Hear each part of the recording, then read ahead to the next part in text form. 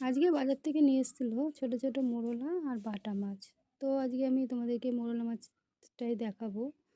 তো চলো এবার মাছগুলো ভেজে নিচ্ছি। আমি বাটা মাছটা আগে ভেজে তুলে নেব, তারপরে আমি মোরলা মাছটা বসাবো। মোরলা মাছটাও ভেজে নিয়েছি, ওটা স্কিপ করে গেছি, কেউ কিছু মনে করো না। দেখো কালো জিরে ফোড়ন দিয়ে পেঁয়াজটাকে লাল লাল করে ভেজে আলুটা দিলাম, তারপরে আমি দুটো কাঁচা টমেটো দিলাম, কারণ ছোটো মাছে কাঁচা টমেটো দিয়ে ঝাল খেতে কিন্তু দারুণ লাগে। তো নুন হলুদ দিয়ে আমি খুব ভালো করে আমি এগুলো ফ্রাই করে নেব, টমেটোটা আর আলুটা। তারপর আমি কিছুটা বেগুন কেটে রেখেছিলাম, সেটাও কিন্তু দিয়ে দিলাম। তো দেখো এবার সুন্দর করে আমি এই সবজিগুলোকে ভালো করে ভেজে নেব। আর তারপরে একটুখানি সামান্য মশলাও দেব। মশলার মধ্যে তেমন কিছুই নেই, আছে একটু কাঁচা লঙ্কা আর একটু আদা পেস্ট। তো চলো আমি সবজিগুলো ভেজে নিচ্ছি।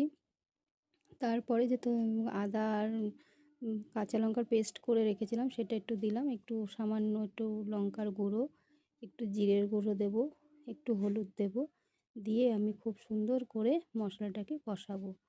তো আমার চ্যানেলটা নতুন, রিঙ্কু কুকিং ব্লগ, অবশ্যই তোমরা পাশে থেকো, সাবস্ক্রাইবার করো।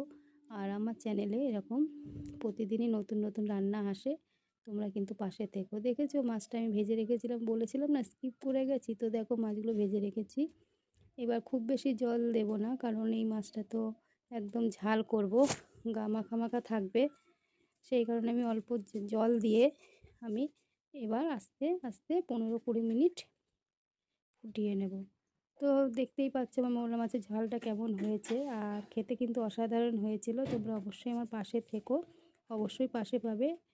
তো আমার মোরলা মাছের ঝালটা রেডি হয়ে গেছে। কথা বলতে বলতে একটু যদি ধনেপাতা থাকে দিলে পরে কিন্তু আরও টেস্ট হয়, যেহেতু আমার ঘরে ছিল না দিইনি। তো আমার পুরো মাছটা রেডি, কেমন হয়েছে অবশ্যই কিন্তু কমেন্ট করো। টাটা।